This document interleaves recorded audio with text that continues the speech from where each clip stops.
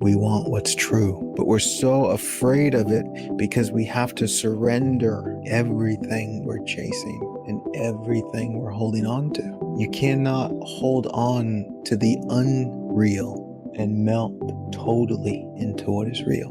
And so we fear what is real because it threatens everything that is unreal that we hide behind. Vulnerability is scary because it's like you have to let go of the world, let go of wanting the world to love you, and recognize that you're the only one that can do that. And realize the only reason you want the world to love you is because you're having such a difficult time doing it yourself.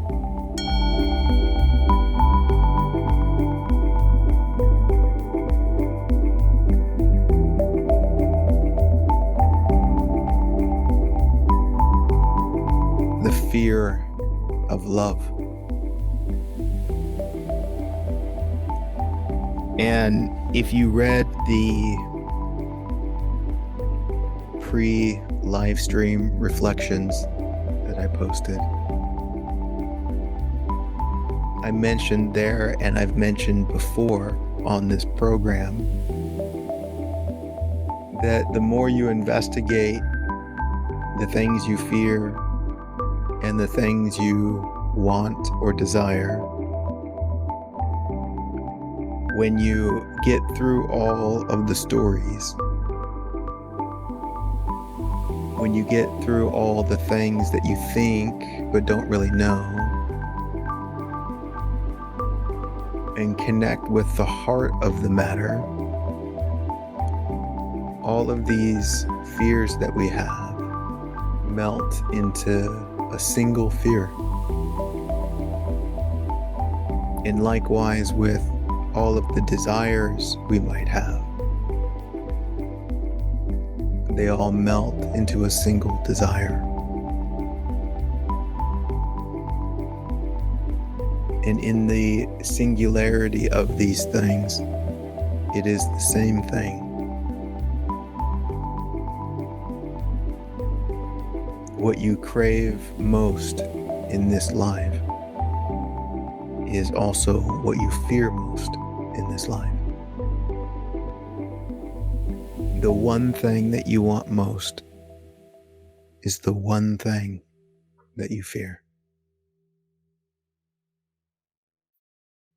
Understandably, depending where you're coming from, that can sound like complete nonsense. And I totally get that.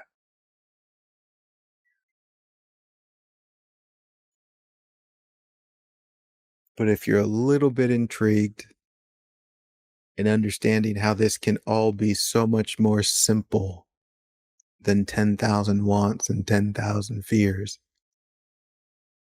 and stick around for a little bit, it might become profoundly obvious. We need to understand that in my attempt to point to this and to bring clarity, to shine a light on what is real and true about these fears and these desires, we have to understand the impossibility of words, meaning that a word isn't the something in the way that the word tiger is not what I am, even though it's my name.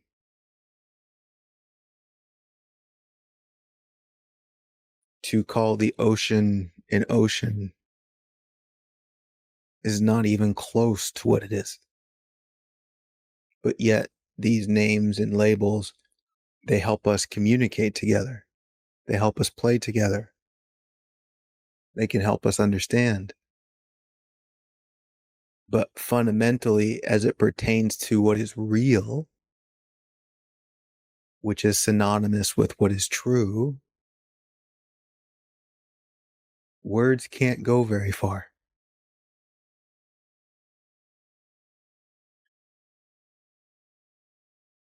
In such a way that I could say the only thing you crave is love, and the only thing you crave is fear. Now, does that mean the only thing you crave is your idea of what love is? No. Your image, your fantasy, your hope for love?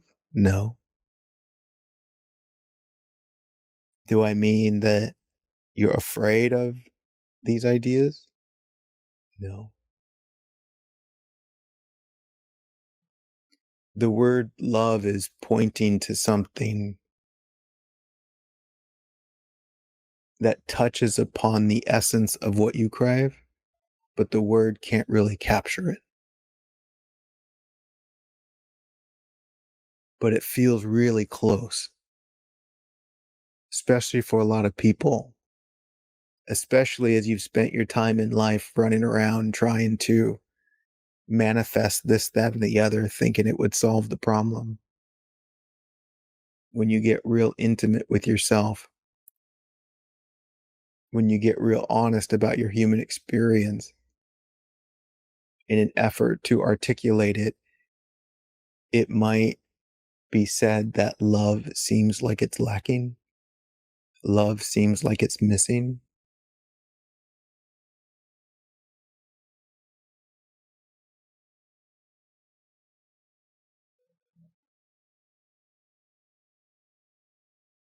And that was the thing we were looking for the whole time. Like, if only I found the perfect partner, then I could feel love. If only I got the big house, then my parents would approve of me slash love me.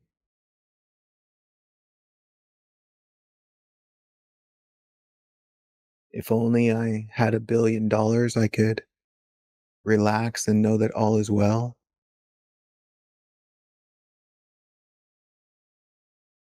And then I could love.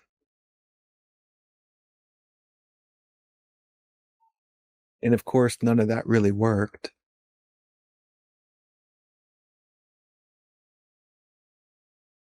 And it's important to go through all that so we see that it doesn't work. So we see that the thing we're actually searching for, beyond all the trinkets and accessories, at the core of it all, we're trying to access something on the inside of what we are.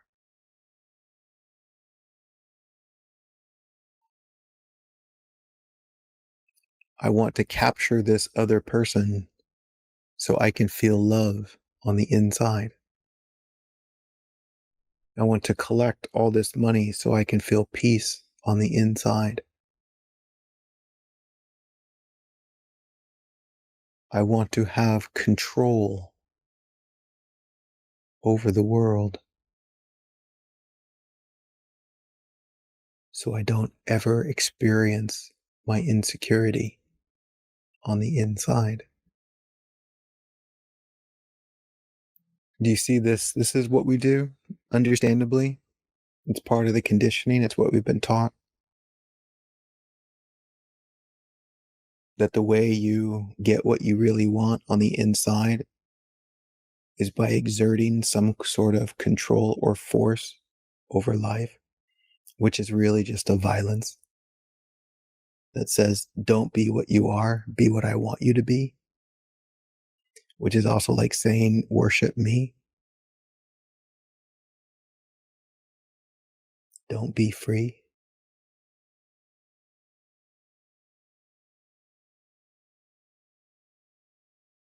And it doesn't work.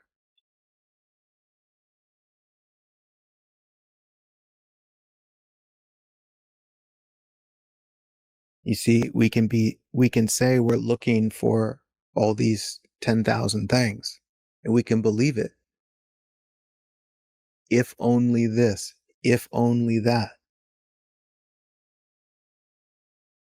And this and that is an image in my mind. It's a story. It's not real.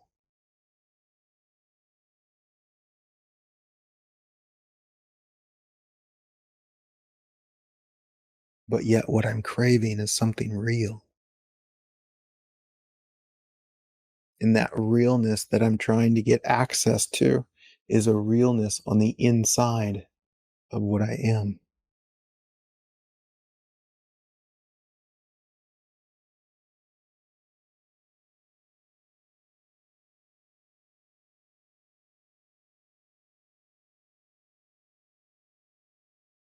And likewise, what we fear, we can tell 10,000 stories about it.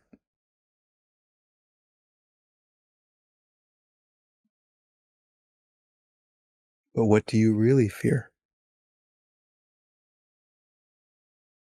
It's like blaming other people.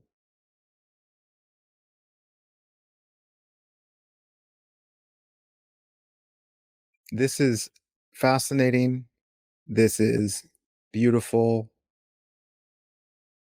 This is also a little scary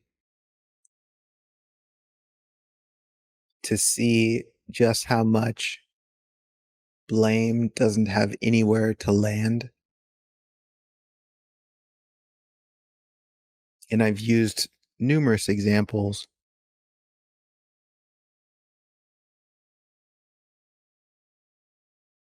For example,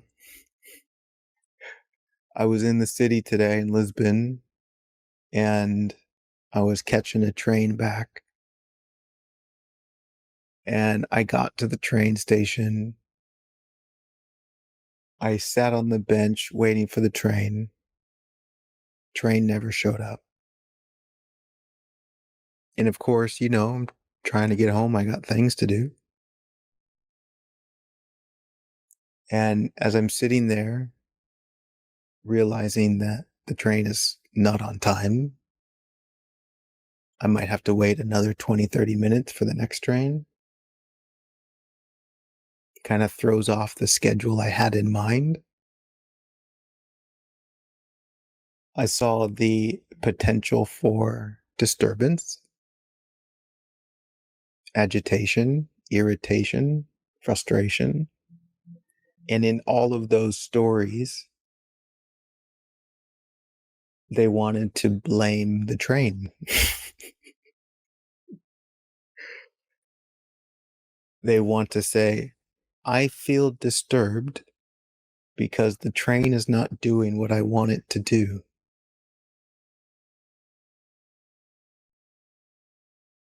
But that's not true.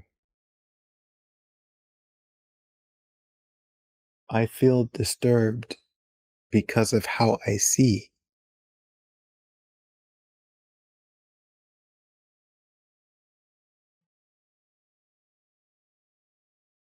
I wonder if you see this with me.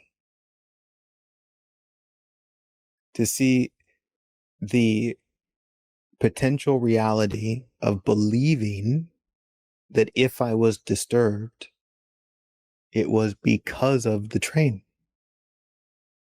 not doing what I thought it was going to do, what I wanted it to do.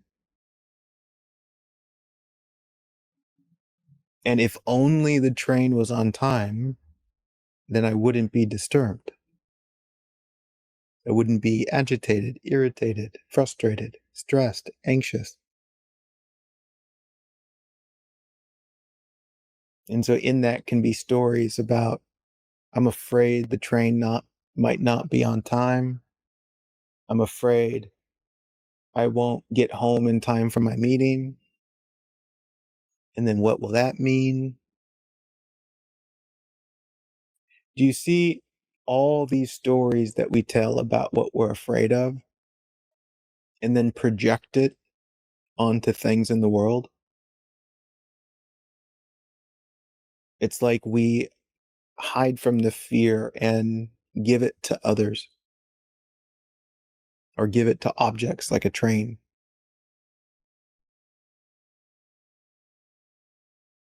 I'm afraid and it's your fault.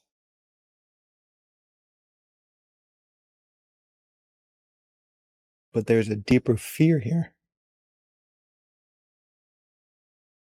In my fear of not getting to where I think I'm supposed to be, I'm afraid I won't get the love I crave in the future. I won't be able to be who I think I need to be in order to be accepted and approved of. I'm afraid of the loss of love or the inability to capture love in the future.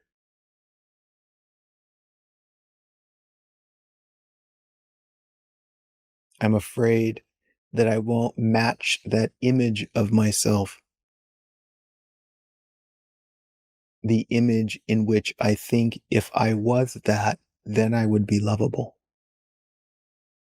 And so we race around anxious, scared, agitated, afraid that we might not match that image and people will see what we really are, which is someone who has very little control over things,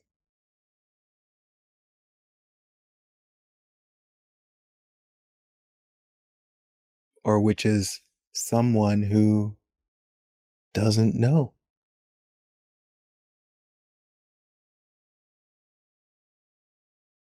Do you notice this conditioning where, in a playful way, society has told you how you need to be in order to be accepted, in order to be approved of, in order to be loved? In some way or another, how often did you hear the phrase, I will love you if? And in the psyche, since love is what we crave, we say, okay, I can't be what I am. I need to be this, or I might not get the love I crave.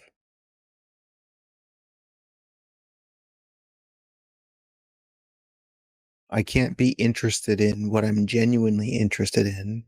I need to be interested in what you want me to be interested in, or else you'll reject me.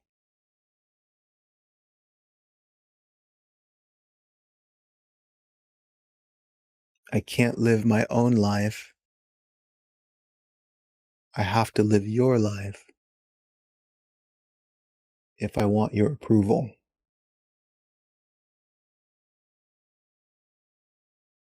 I can't be what I am.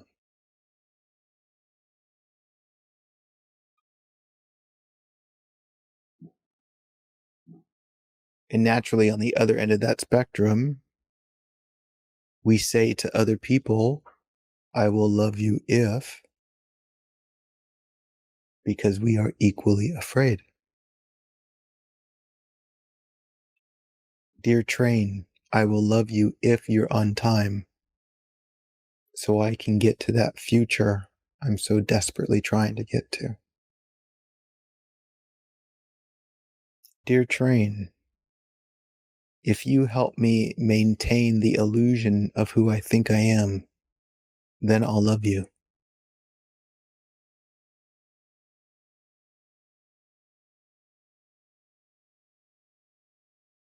Dear world, don't disrupt my illusion.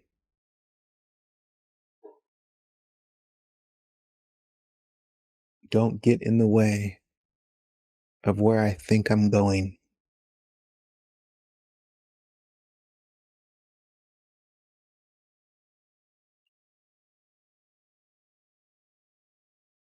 Do you know why we put love out into the future like this?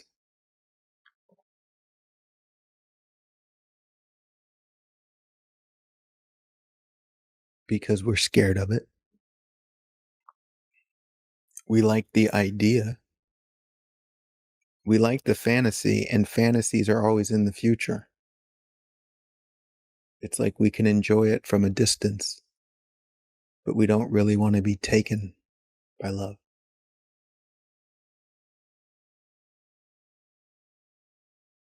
And so we find very creative ways to push it away, to delay it. Do you know why we're so scared of love?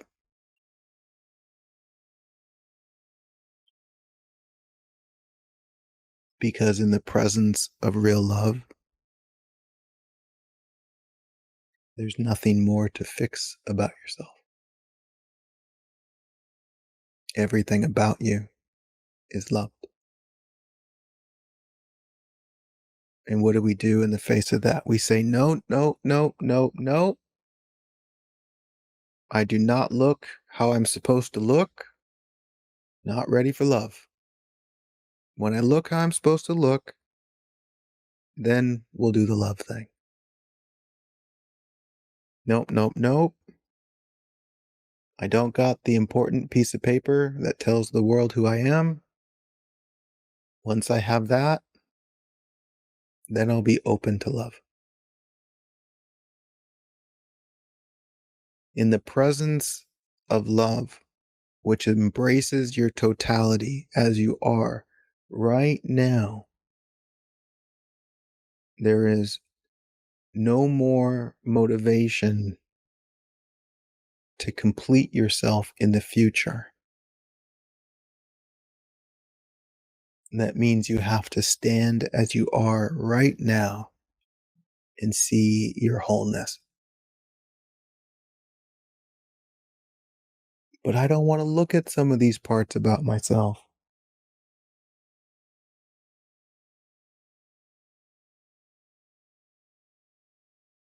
Which is why you don't see how beautiful you really are.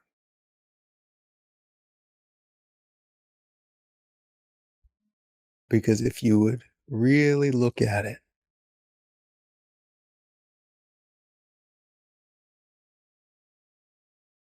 if you would really see it,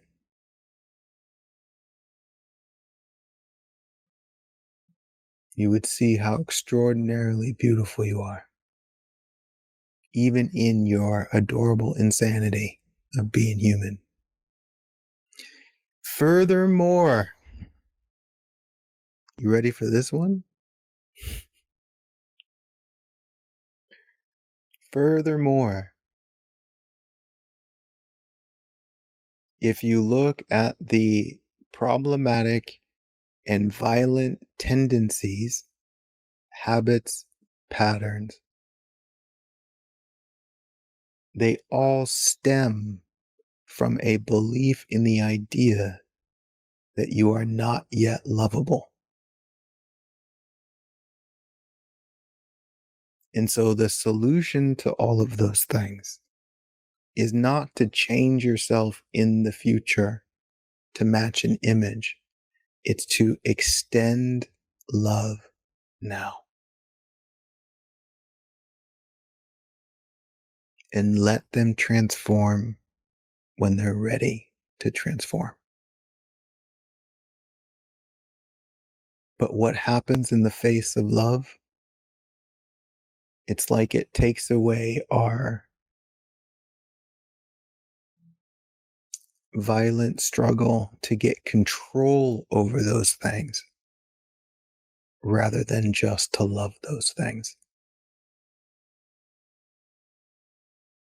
Right? Because it's like, well, if I just love what I am, I might not change. I might not look how I think I'm supposed to look. You're right. You're right.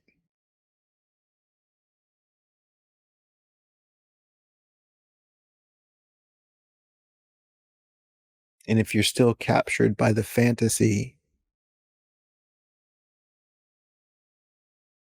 that how you look determines your worth and value, then maybe you need to exhaust that avenue and see that it doesn't work for yourself.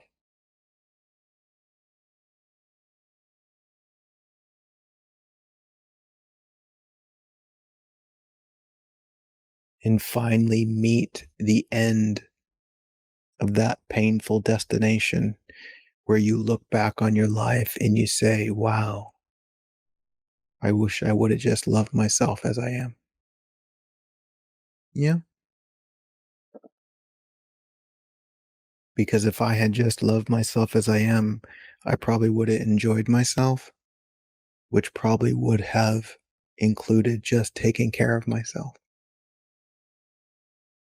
How about that? And it would naturally change and transform in its own perfect timing. Part of the journey in life is exploring all of these roads that go nowhere so that we see in some way there's nowhere to go. What you're looking for, the one thing you're looking for, is already here.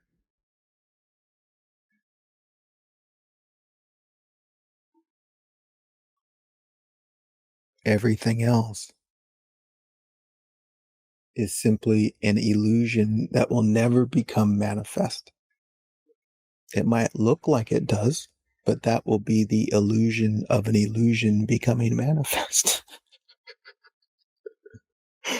It will look like it for sure.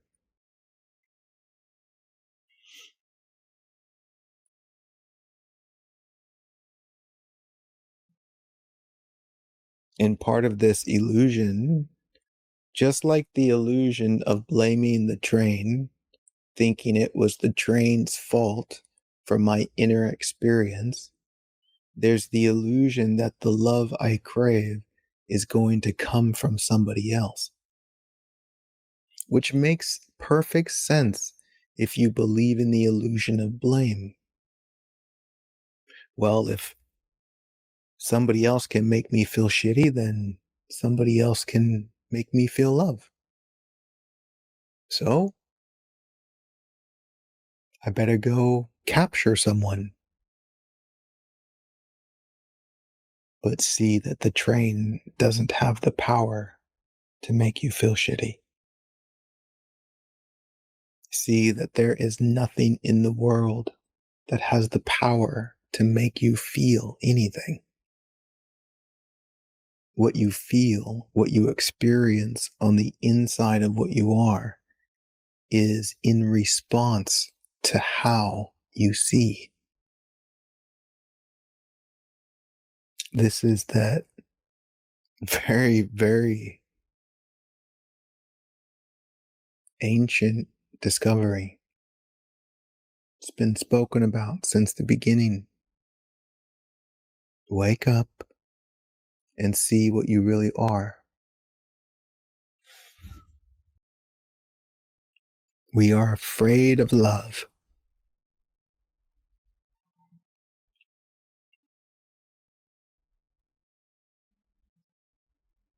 Because if love was really here, we would fall into it. And we think we're not ready to fall into it.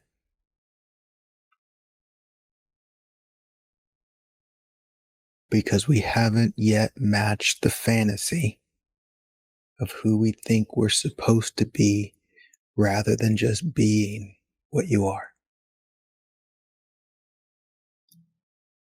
With a few moments here before we see if there's any questions, I also would like to just point out and tie in how this also relates to love being synonymous with what's true. Where we could say the only thing you crave is what's true, and the only thing you fear is what's true. My goodness, maybe this should just be another video, but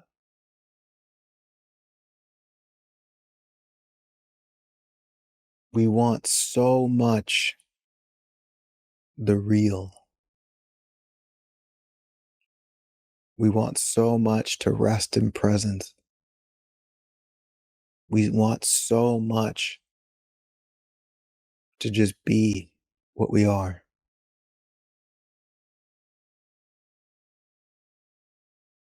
We want what's true. But we're so afraid of it because we have to surrender everything we're chasing and everything we're holding on to.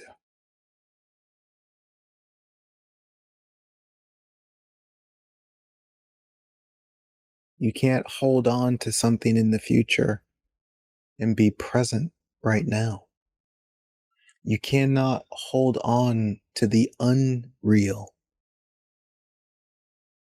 and melt totally into what is real.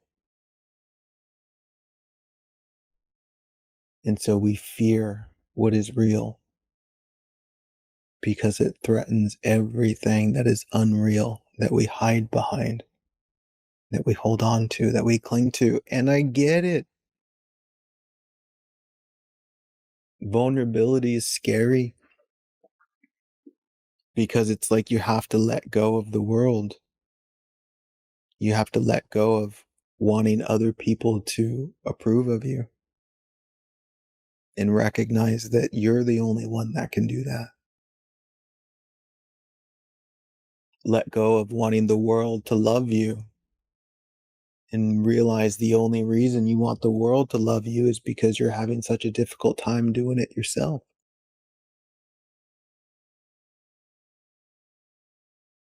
But as you'll find out in chasing the world's love, it's synthetic. The world's love is, I'll love you if. That's not love. Their I'll love you if says, I'll love you if you be what I want you to be, which is don't be you, which is you not loving you. The world says, don't have love for the authenticity and sincerity of your own heart. Worship me, and then I'll love you. That's the game the world is playing. And you're free to play the game. I just invite you to ask yourself one really important question. How's that going?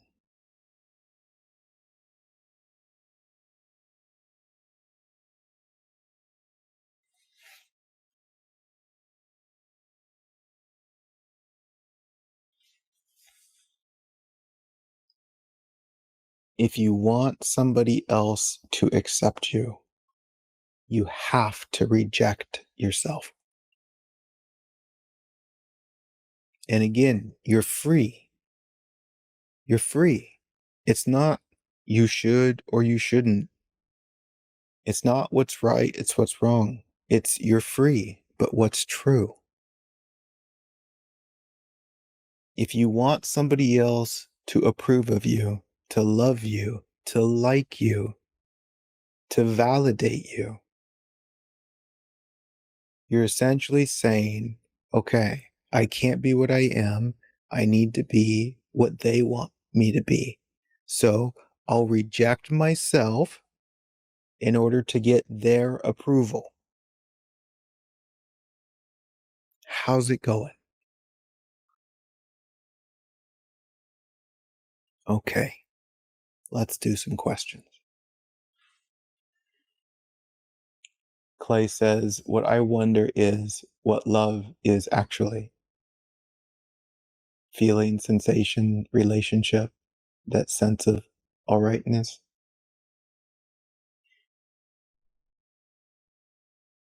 Well, this is a beautiful question, Clay, because I can't tell you. Because everything I say, it's not that. Which points to just a stillness and openness to let it touch you. Right? It's kind of like asking, what is life really?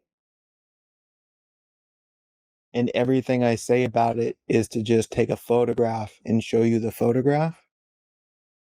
And the photograph isn't life. Or we say, what does a sunset look like? And I show you a photo of a sunset. Is that a sunset? No, it's a photo. It's not the real thing. And that's what words are. They're images. They're so far removed from the reality. So far removed. The images aren't even alive. And the sunset is vibrantly alive. Life is vibrantly alive.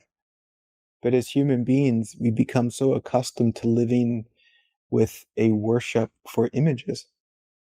which is, again, something talked about all throughout time from a spiritual context. Worshipping images, which is really worshipping thought.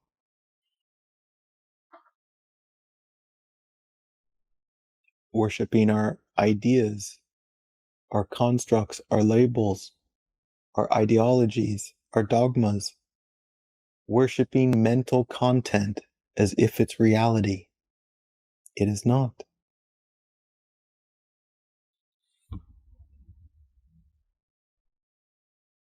And so what is it really?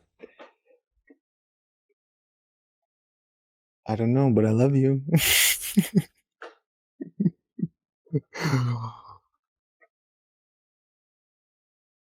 Not something.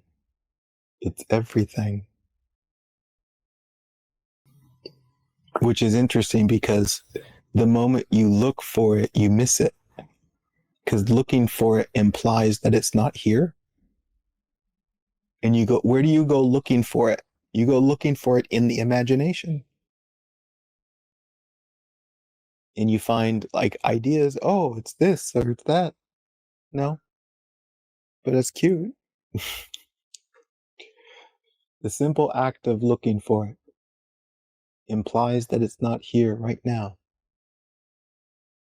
Which is why the invitation is to be still and know. Don't look. Don't seek. Don't try and find. Be still. V2 says, I tend to worship your content. When things feel challenging, I listen to one of your sessions, especially nothing is happening, and I feel aware again. That's beautiful. Isn't that a popular one? Relax, nothing is happening. That was a recording of a live in-person event. I think. Actually, no. It was a live video. But yeah, it was really good.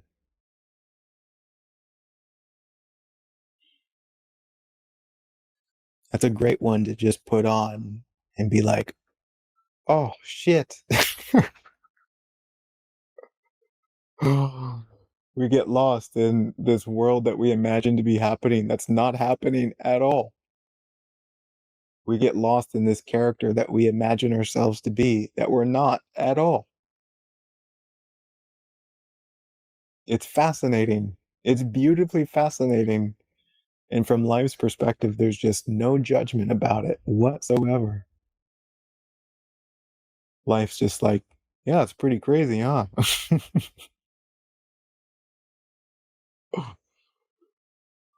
You're so welcome, V. Says, thank you for this series of sessions. Been in tears many times. Sure you know why. Yeah, I know why. Because you're beautiful, and you just have a hard time seeing it. Welcome to the club. Welcome to the club of being human. All right. Guided meditation time.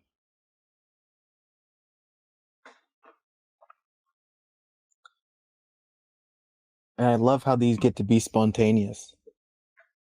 There's been a few, I think 2 or 3 guided meditations out of the hundreds that I've done, recorded, that I wrote out beforehand just to play. And just like these talks, they're just spontaneous. And I love it. I mean, don't get me wrong. It can be fun to write things out and plan. But I really love just the spontaneous nature. Let's see what comes from the moment.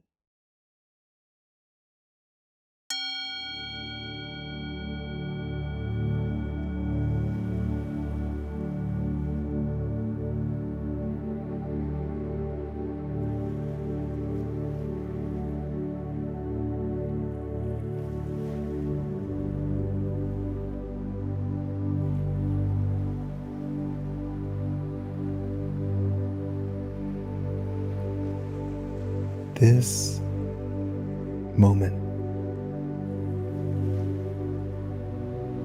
Just this. Just this.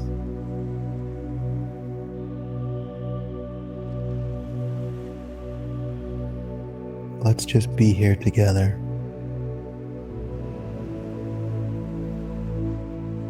Recognizing a gratitude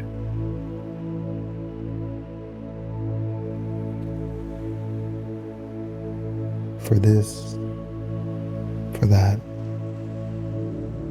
and everything in between.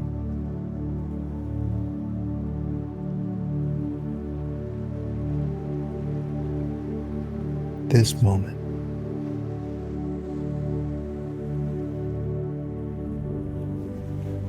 Totally, completely here right now.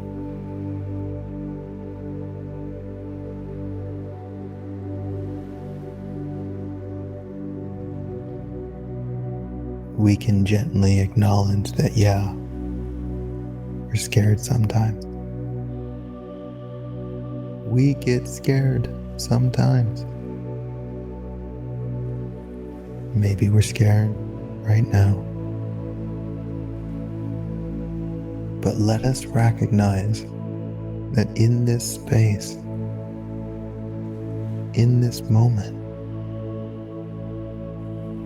it's completely allowed to be scared.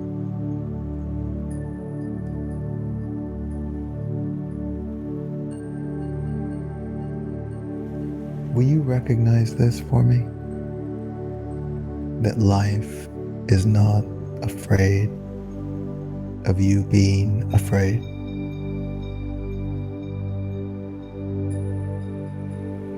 Notice how this moment holds you in your fear.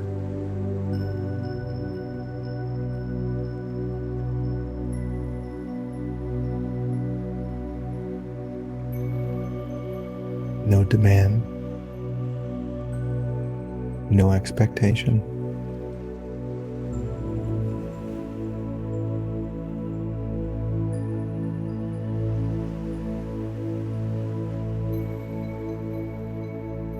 It's okay to be as I am.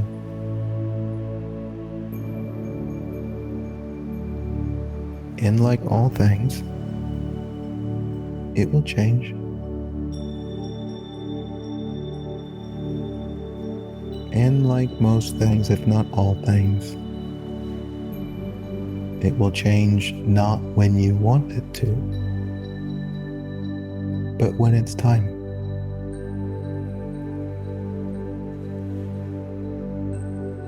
And I know that can be scary. But here you are, right now. A life lived thus far. You made it. Life held you the entire time.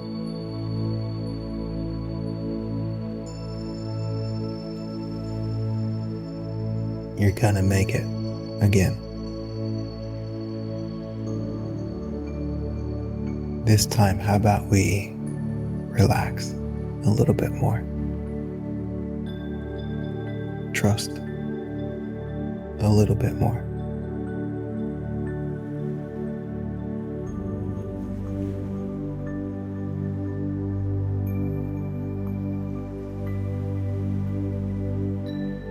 Maybe life knows what it's doing.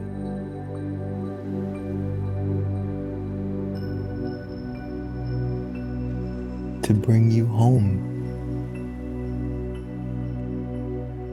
to what it is you're really looking for.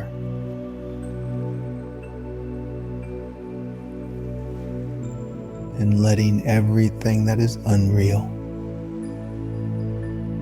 slowly melt away.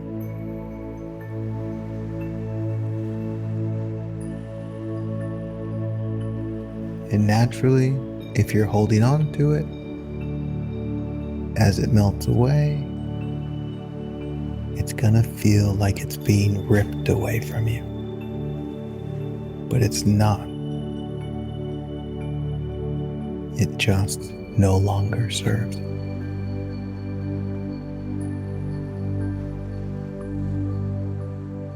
Release your grip.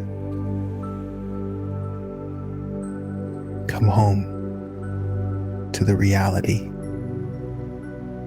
and the truth of what you are. Let's take 3 big deep breaths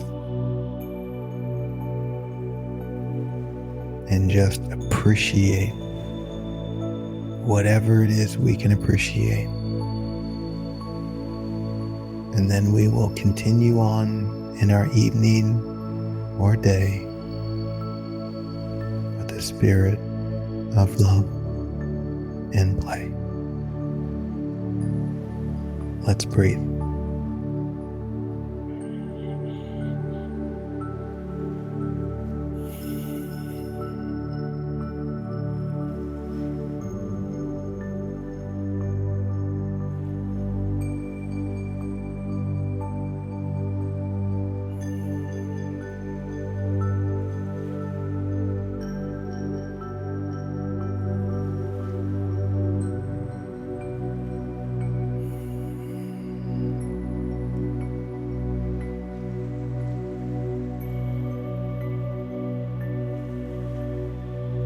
Thank you